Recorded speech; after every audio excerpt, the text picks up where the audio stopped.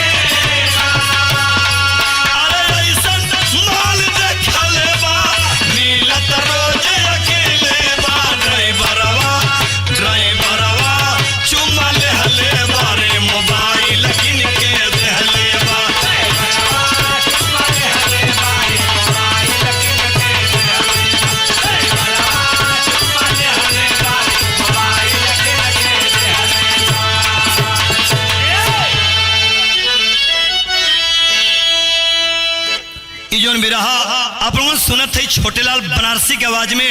ई recording rhythm studio Maldahiya Varanasi के studio में रिकॉर्ड किया जाता बा। देख रेख माननीय हमारे महाराजा सुहेलदेव फिल्म प्रोडक्शन के बैनर तले भोजपुरी एल्बम बिरहा राजभर का बदला लूंगी सिंदूर की कसम स्मिता म्यूजिक कंपनी के माध्यम से आप लोगों के बीच में बिरहा जात बा। हमें पूर्ण विश्वास बा कि आप लोगों के जरूरी बिरहा पसंद आई। अलम बिरहन की तरह आप लोग निरहु राजभर क्रांतिकारी एल्बम के बहुत पसंद कैल गई। बहुत बहुत आप लोगों के धन्यवाद, जिसकी रिकॉर्डिंग महाराजा Suheldev film production Smita music company के कार्यकारी अधिकारी धर्मेंद्र राजभर एडवोकेट के देख रेख में रिकॉर्डिंग होता। अरे भैया, जो गीत में गाने जा रहा हूं आजमगढ़ की बड़ी ही चर्चित कहानी है।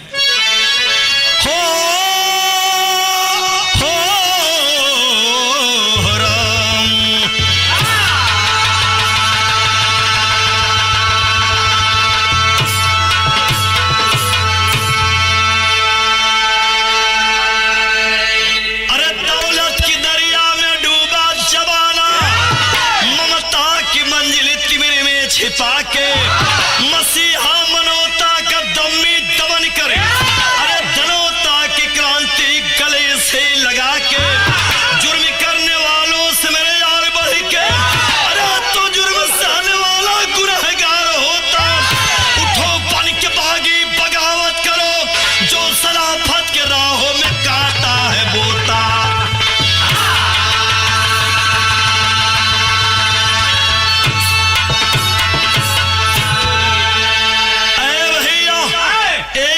गजल लिखल गई।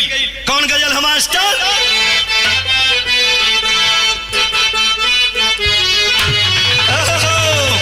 अरे तेरी सूरत बहुत लाजवाब, जवाब बड़ा कातिल है। तेरी सूरत बहुत लाजवाब,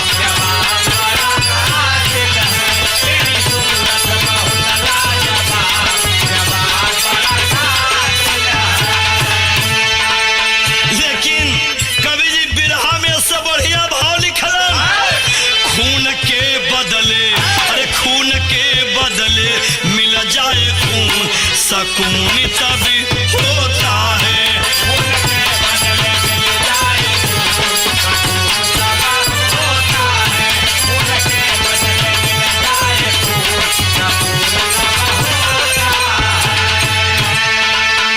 खून के बदले मिल जाए खून, अरे सकून तब होता है। मारो दुश्मन को, अरे मारो दुश्मन को घर चून चून, सकून तभी होता है। मारो दुश्मन को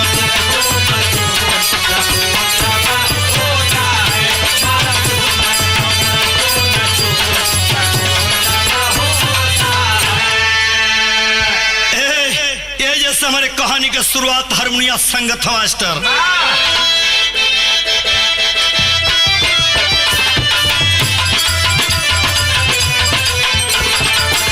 परिंदा परी अगर मारे तो छोड़ना कैसा, तार दुश्मन के साथ दिल का जोड़ना कैसा।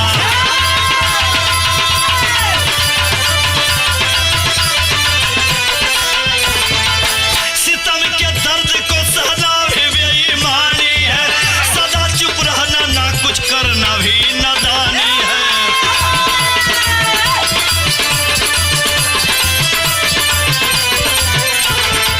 सत्य घटना जिला आजमगढ़ की रवानी में, गांव बसे पूरा तरौलिया कहानी में।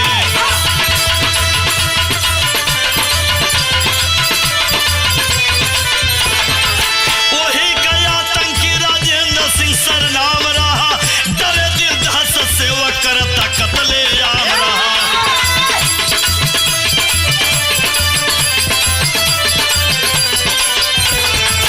ईट मालिक या दुकानदार की औकात कहाँ, पुलिस भी ना जाती वह करता खुराफात जहाँ।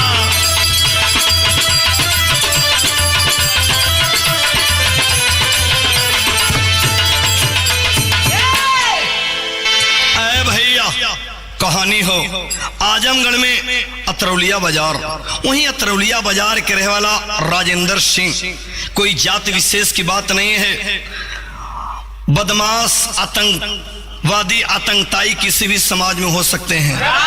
राजेंद्र सिंह वही अतरौलिया बाजार में बासेपुर गांव के बड़ा चढ़ल बढ़ल बाबू साहब के बेटवा हो, मन बढ़ू लड़का, उनकर काम का रहल अतरौलिया में तह बाजारी वसूले छिनीति करें, ये तनी ओकरी नाम के दहशत रहल, पुलिस वाले भी हाथ डाले से इनकार कर जाए। लेकिन ये भैया एक दिन एक घटना अतरौलिया में घटी। कौन घटना घटी, एक लाइन तर्जमा।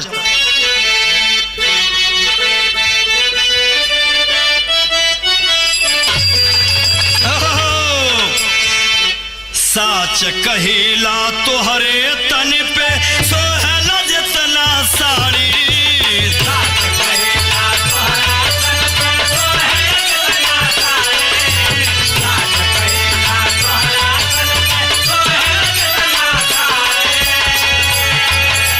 साच कहिला तोहरे तन पे सोहला जितना साड़ी, होतना भावे नाही सूट सालवार गोरिया।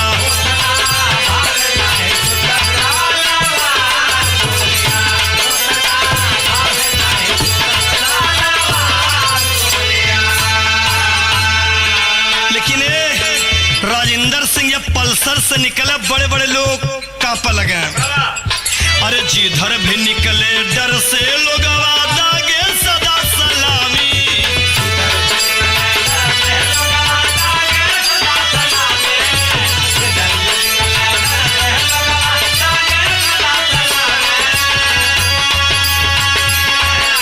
जिधर भी निकले डर से लोग दागे सदा सलामी। हो कामी करे रंग बजिया खूंखार बनके।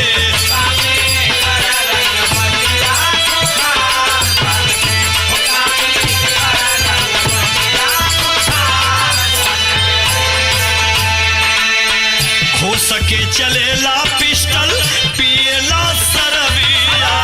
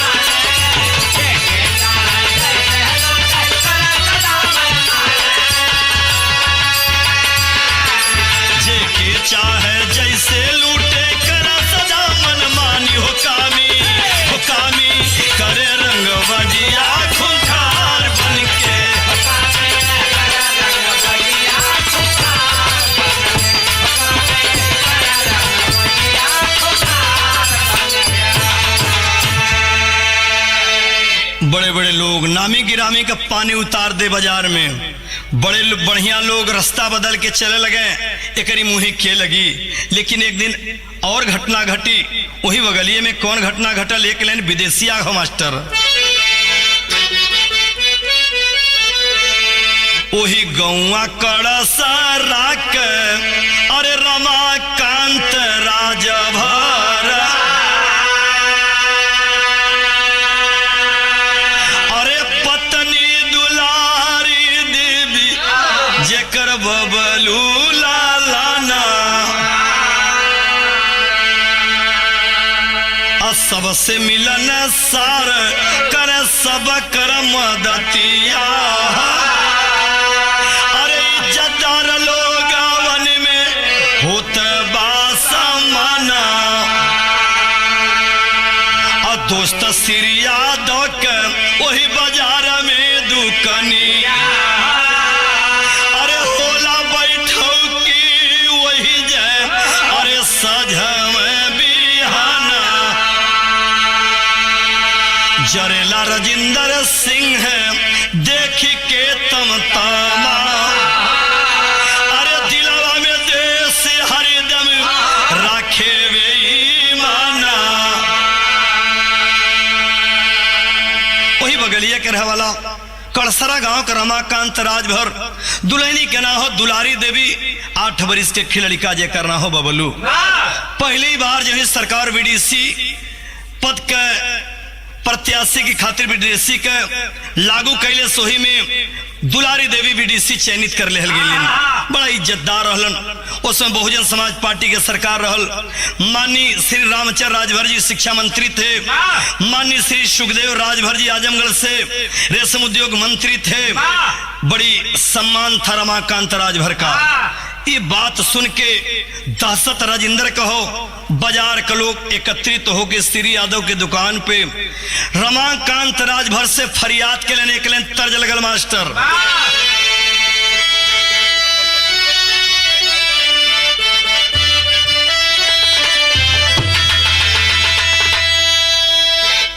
कौनो सहेली अपने सहेली से बतियाओ था कि हमारे मरद रोजा मांगना, का मांगला? अरे कलकत्ता सहारिया से, हाँ बड़ा वजारिया से,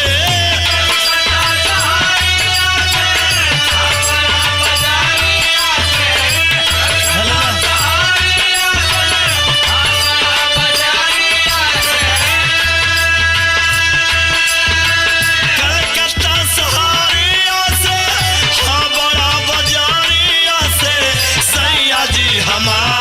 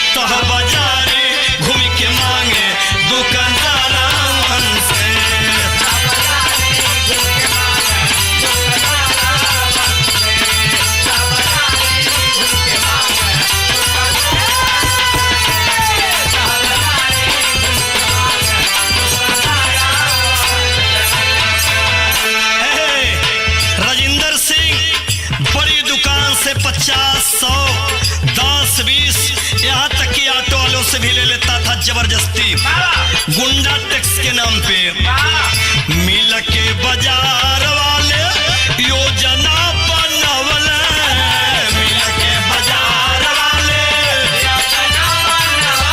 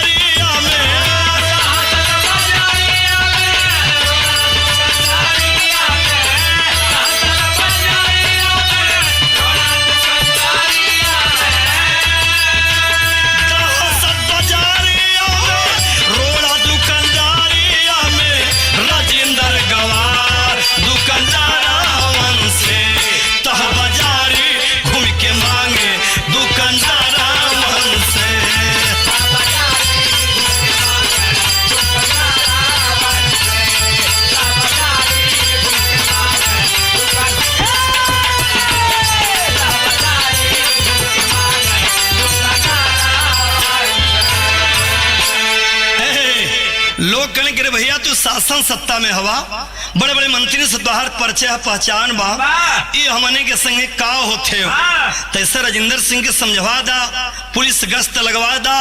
तो रमाकांत कहने की तैसे एक चक्कर हम के देखा दा। पल्सर से आ रहा था वापस श्री यादव की दुकान पे, रमाकांत रोक लिया। कलश कह रही का फन ले हवा तू, बड़ घरे का लड़का हवा और तू का फन ले हवा। रमाकांत समझावे, रमाकांत समझावे, राजेंद्र से कह दिखा। अरे तन का बढ़ाव ठीक है लेकिन मन का बढ़ाव करीबे का। बाबू साहब रंगदारी से टैक्स मिली ना, ई बाजार तोहरी बाप का ना, गरीबन का बाजार हो। रंगदारी से टैक्स मिली ना, गुंडागर्दी चली तोहार। अनमान सम्मान बचा के जिया और जिया दाया। इज्जत से रहा, इज्जत से जिए दा। गरीब जब उधा जाई है तो तुम्हें भागा का रास्ता मिली उली। क्रोध में राजेंद्र आ गया, कहा तक्कल का झटकुली लौंडा और नेता बनत हुए औकात के अंदर रहो। अब तबले श्री के न मार सारे के चार चैला। वो बूझ गई कि यहाँ कुछ लफड़ा बा, फरार तो हो गई। राजेंद्र सिंह फरार, लेकिन मन में ओकरे प्रतिशोध, अंदर ओकरे जलत बा। कैसे जलत, कौन घटना को अंजाम दिया के तर्ज हो।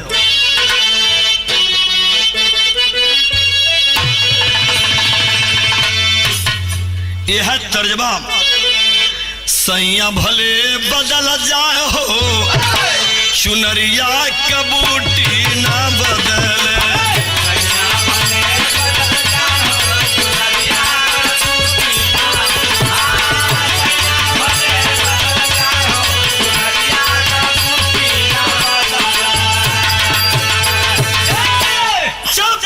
रमाकांत घरे पहुंचलन, उनकर दुल्हन दुलारी देवी लगली समझावे, ये सैया न तोरी दुकान न दौरी वहां न तोहार कुछ बा, काहे तू लफड़ा करे गिला। ये बदमाशन के कोनो भरोसा ना हो। लेकिन मन न बियही के बतिया, लगल जैसे मारल हो मतिया।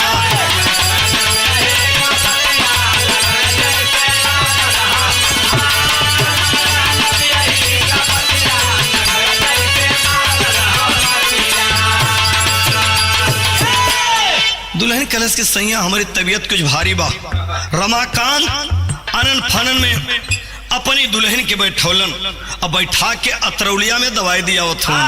शाम रात 8 बज गई, लेकिन भइल का और लौटे रमाकांत लेके दवाई।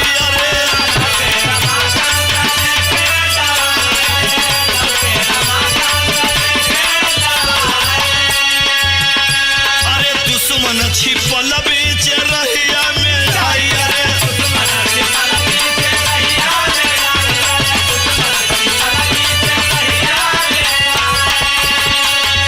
अरे पिस्टल सटवले बाघतिया, अरे पिस्टल सटवले बाघतिया, लगल जैसे मरहमतिया।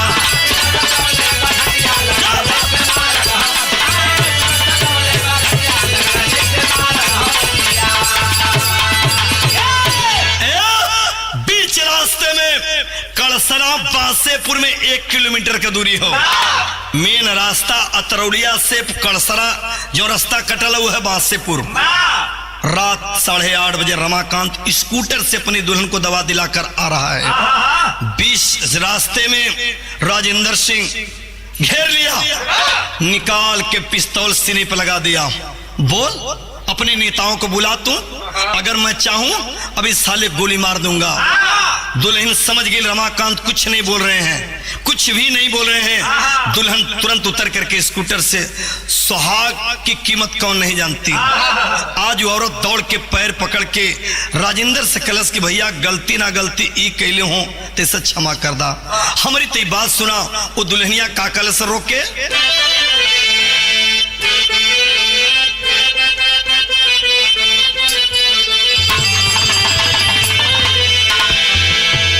कौनो ननद अपनी भौजी से बतावत हो, अरे सैया छुट्टी लेके आव तात घर। भौजैया अपने ननद के बतावत है अरे सैया छुट्टी लेके आवा तार घरवा, आज टेलीफोन आइल बा।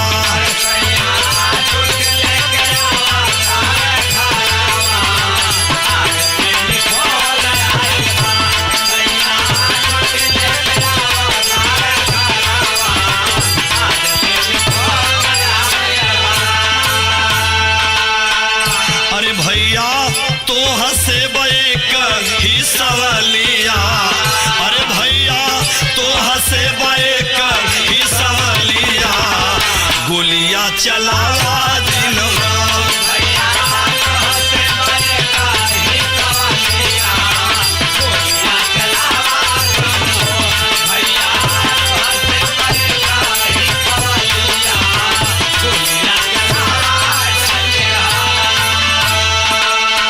मार के सजनावा के हमरे का तू पैदा हो,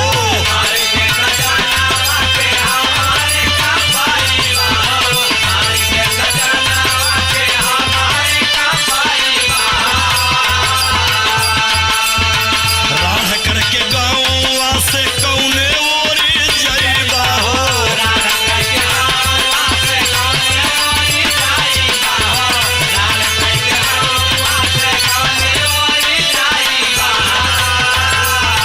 अरे भैया चल जा तू लेके पिस्तौलिया, अरे भैया चल जा तू लेके पिस्तौलिया, गोलियां चलावा जिन्हा।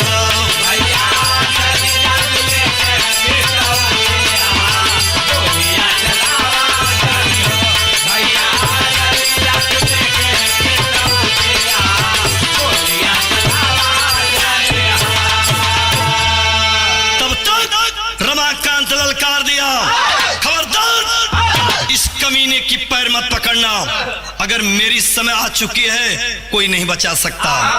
तबले पापी एक लात मारा, राम दुलारी राज भर तुरंत गिर पड़ती है।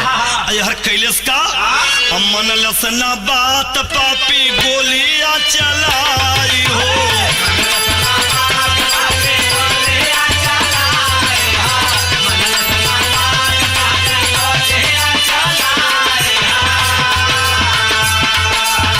घायल पति के लेके बिलखले लुगाई हो,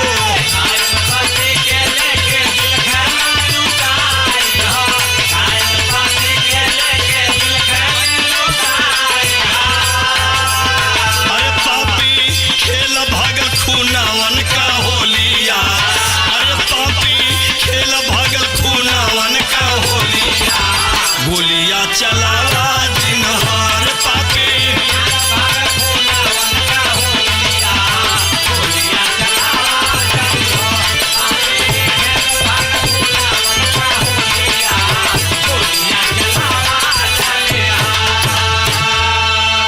तब तक सटाकर सीने में पिस्तौल ताड़ ताड़ दो गोली मारा, रमाकांत स्कूटर समेत गिर पड़ा।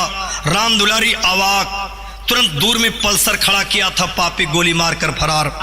गोली की आवाज सुन करके तमाम गांव से लोग दौड़े, बाजार से जितने लोग आ रहे थे सारे लोग दौड़े।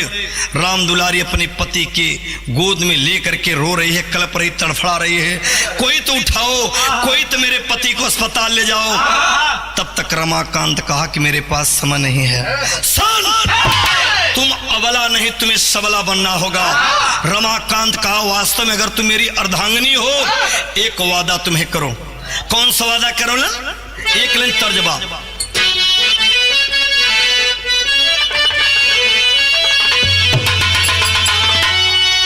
अरे चढ़ले जवनिया में, अरे जगवा कमैला, हमारा बलम रात काहे ना अइला।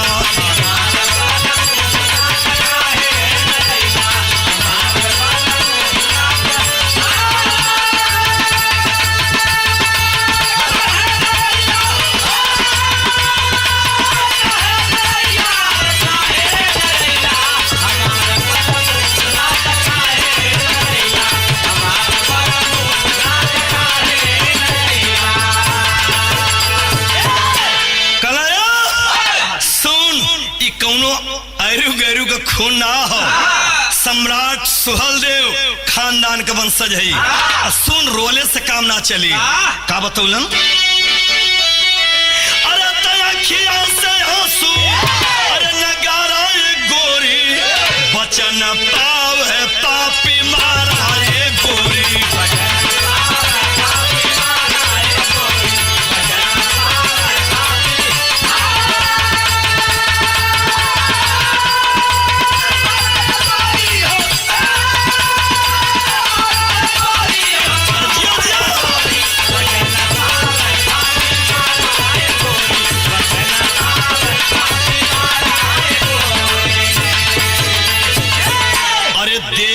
समिया कहला जवनवा अरे सथवा निभाई मोर बबलू ललनावा।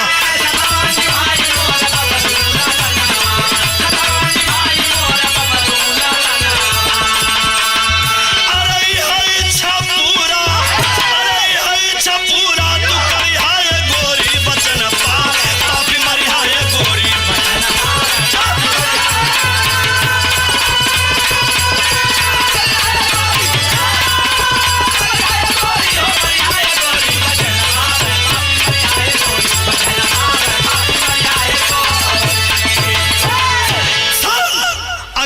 साथ दे ना दे मेरा भाई साथ दे ना भी दे, गांव के लोग साथ दे ना दे, मेरे बिरादरी के लोग साथ दे ना दे, लेकिन मुझे विश्वास है कि मेरा औलाद मेरा बेटा साथ देगा।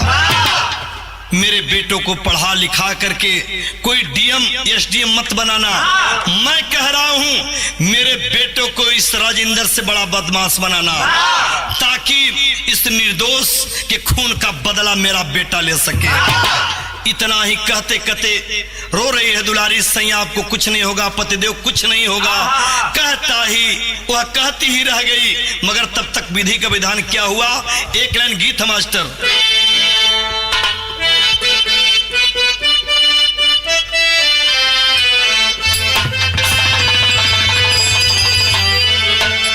यह है गीत बाप हमारे बीच में बिरहा के सम्राट गवैया स्वर्गीय वेचर राजभर जी नहीं रहे। भगवान मृतक आत्मा को शांति प्रदान करें। जितने भी बेचन भैया का वीडियो आप लोगों ने देखला, उनके जगह पे आप हमके देखला। एक तरह के हमारी बेचन भैया बड़े झुला के गौले रहलन। अरे काला काला छाता भाभी केला, काला काता भाभी केला, काला काता हो नाथुनी बिकेला सासाराम हो।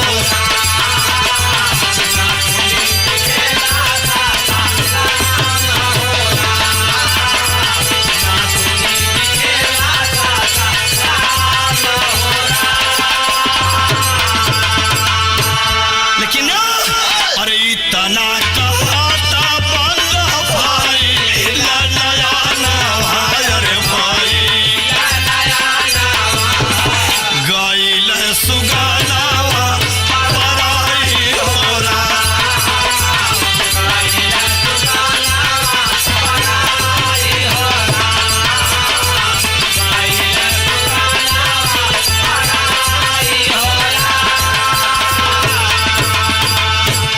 अरे हल्ला मचाला भारी भीड़ जुट गाइली, अरे भीड़ा रोआ सब लोग जैसे हीरा बाहराइल है, अरे हीरा।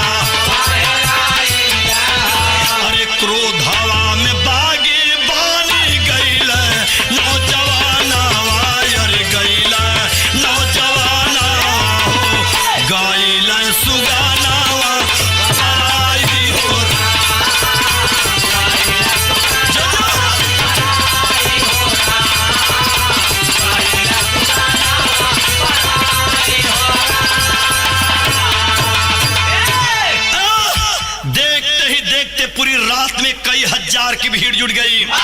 अतरौलिया बाजार जाम कर दिया गया। डीएम एसडीएम जितने भी लोग थे बाबूजी मौके पर पहुंचे। सारे लोगों ने आश्वासन दिया आपके साथ अन्याय नहीं बल्कि न्याय होगा। जाम को समाप्त करवाए। मौके पे माननीय शिक्षा मंत्री जी आए, रेशम उद्योग मंत्री जी सुखदेव राजभर जी आए, रामचंद्र राजभर जी आए। तमाम लोगों ने समझा बुझा करके रास्ता जो जाम था उससे खाली कराया। लेकिन वह दुल्हन क्या करती है, उसकी आंखों में आंसू नहीं। जितने लोग देखते थे सारे लोग दंग रह गए। जिसके पति की लाश सामने पड़ी हो, तोड़ फोड़ मच रहा है, वह एकटक अपने पति को सिर्फ देख रही है। उसके आंखों में आंसू नहीं, प्रतिशोध उसके अंदर था। वह औरत करती क्या, सीने में जो गोली लगा था वही खून निकला था अपने मांग में भरी। और करती क्या, भाव टेरिकबा।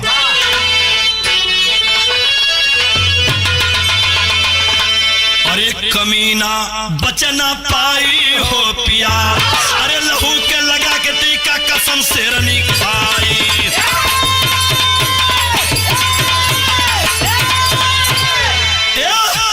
केस हुई कातिल भय कैदी ठूसल गई कारागार।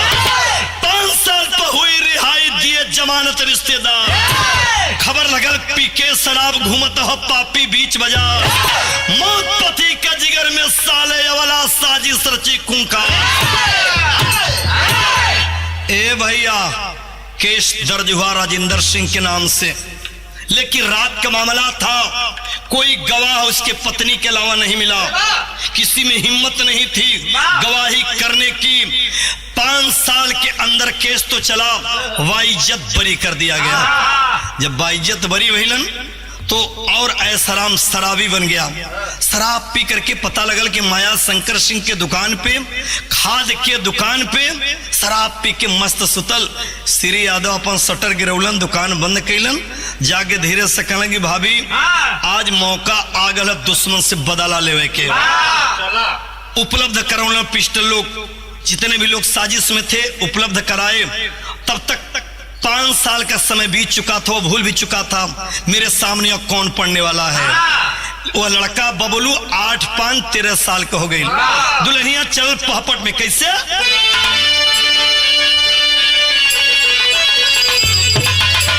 अरे तब बगल में अपने अरे पिस्टल चलल छिपाई। अरे चंडीगढ़ जलवा, अरे साथ ललन के अपने चलल लियाई चंडीगढ़ जलवा।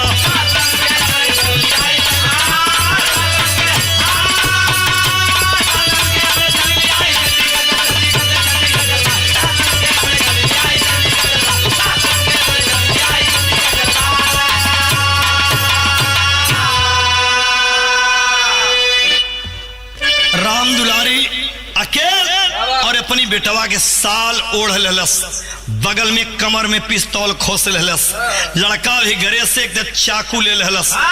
सिर्फ मतारी और बेटवा चलना अतरौलिया में। कहा, अरे अतरौलिया बाजार में पापी, अरे पी के सुतल शराब। अरे यादव जी ललकार भाभी, अरे पूरा कैला खा।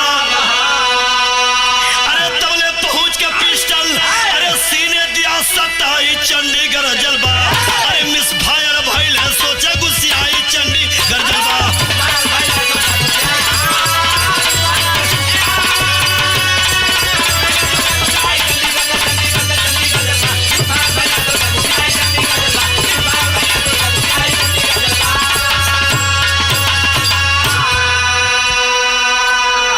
राजेंद्र कुर्सी पे बैठ के मस्त था बाबूजी, पान खा था।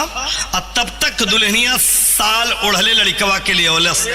तुरंत निकाल के पिस्तौल और सोचलस चला दें। लेकिन आनंद फानन में इतनी के जानकारी ना दे पौना लोग एकर घोड़ा भी खींचल जाले।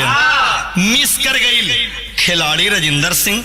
डांक के सोचल छलोरिया हम भाग चले। और जब भागा चलस 12 विधि के विधान आल्हा में लिखल गई।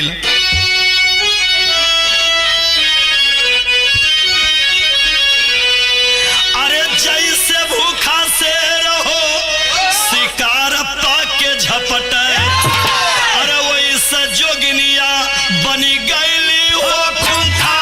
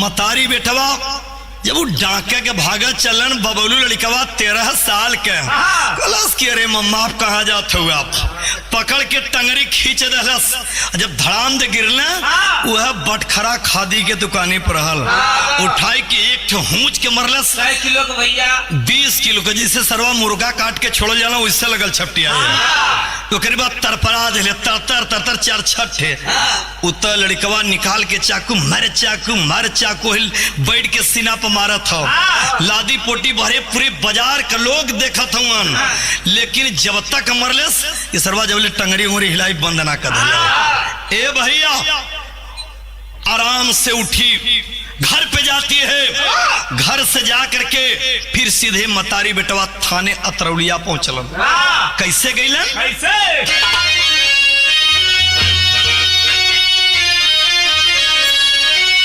अरे तो दुश्मन के आपरियों का दिखाई अबला अपने शेर का शेरनिया चुकाई बदला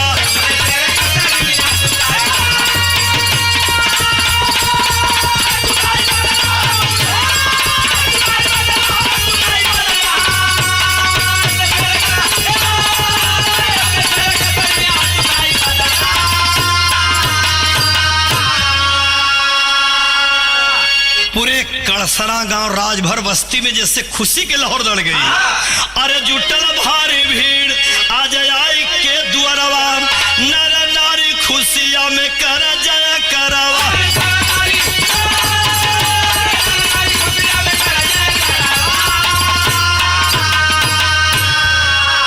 अरे मांग के करल अरे रिहाई अबला अपने शेर का शेरनिया चुकाई वजह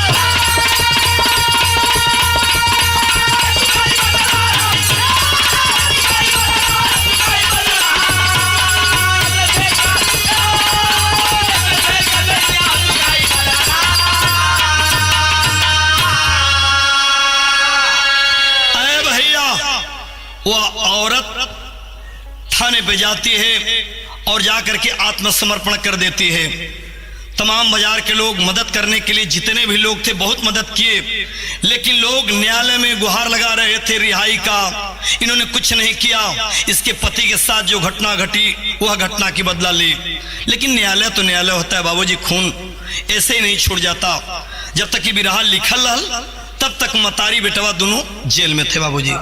तो कहना बा कैसे, हमसे आपसे रिक्वेस्ट बा कि ऐसी कोई काम न करें, ऐसा कोई काम न करें जो मेरे साथ वो घटना पुनरावृत्त हो सके। तो कहना बा कैसे, तो गुरु बिहारी रमन जसबोई तस्पाई दिलीप कवि चंद्रा अरे चरण में लिखे शीश झुकाए।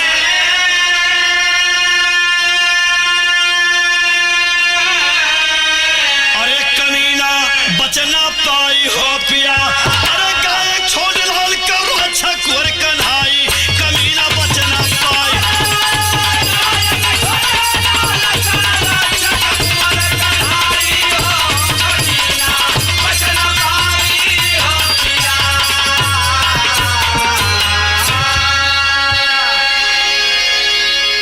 इन गानों को कॉलर ट्यून बनाने के लिए संपर्क करें इस नंबर पर 9764504007।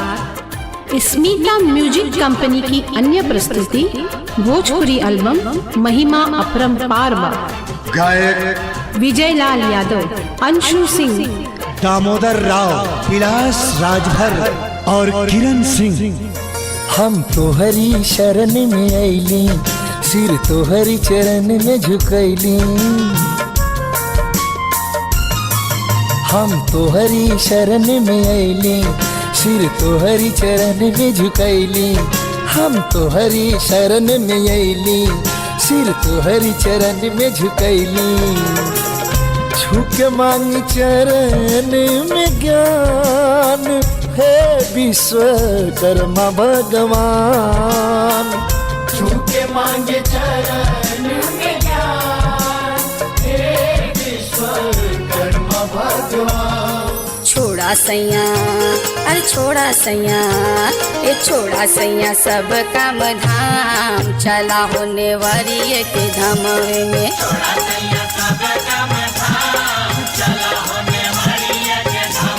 नेवरिये के धमवे में, नेवरिये के धमवे, नेवरिये के धमवे में।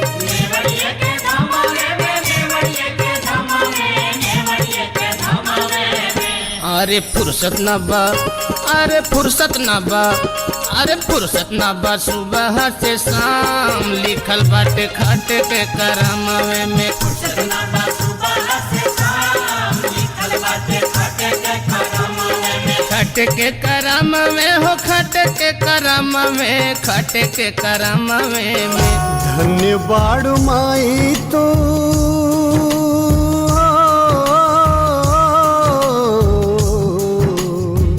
धन्य बाड़ माई सुहेल देव जन्मा के, धर्म के रक्षा कैले वीरता दिखा के, धर्म के रक्षा कैले वीरता दिखा के।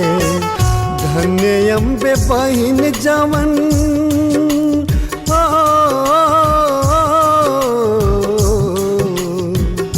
धन्य अम्बे बहिन जवन रखिया के बंधलिन, राष्ट्रवीर सुहेल देव भैया के पाके, राष्ट्रवीर सुहेल देव भैया के पाके।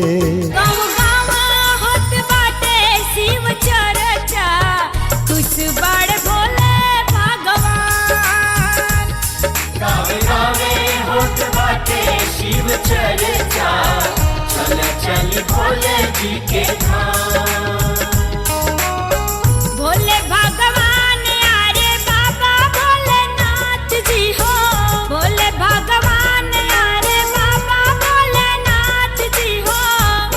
चरुरिया बटात बाट परचा, चल चली भोले जी के धाम। गावे गावे होत बाटे शिव चर्चा, खुश बाड़े भोले भगवान। भइल मनसा पूरा जे भी आयल दरबार बा, माई जीवदानी जी के जय जयकार बा। भइल मनसा पूरा जे भी आयल दरबार बा, माई जीवदानी जी के जय जयकार बा। वही रोवावे वाली, वही हंसावे वाली, महिमा परम्पार बा। माई माई माई माई माई, बेटवा करत पुकार बा। माई माई माई माई माई, बेटवा करत पुकार बा। देखी के जलसा लगल बललसा, देखी के जलसा लगल बललसा, माई अटरही धाम में। आवा चला चली हो, आवा चला चली हो, मौजन वादा गाँव में। आवा चला चली हो, मौजन वादा गाँव में। महुआ के छाँव मैया तोहर स्थानवा, महुआ के छाँव मैया तोहर स्थानवा। अम्मावा के सती माई, अम्मावा के सती माई कर कल्याणमा।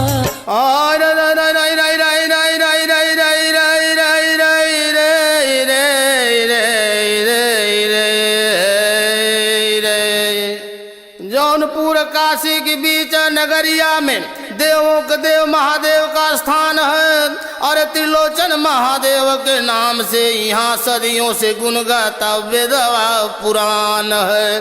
हाय रे रे रे रे रे रे रे रे।